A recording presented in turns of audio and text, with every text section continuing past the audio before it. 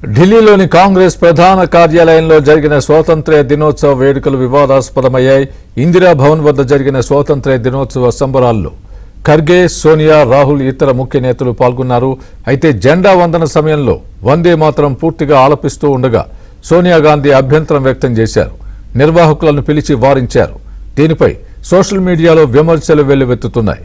అయితే కాంగ్రెస్ వర్గాలు మాత్రం సోనియా వందే మాతరాన్ని అడ్డుకోలేదని అంటున్నాయి.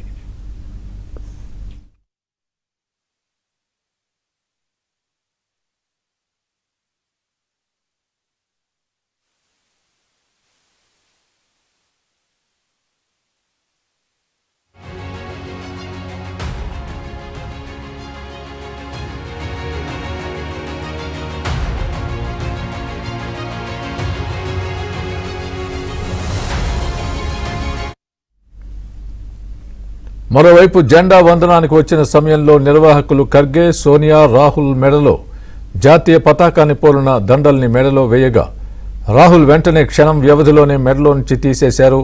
దీనిపై కూడా సోషల్ మీడియాలో ట్రోలింగ్ నడుస్తోంది.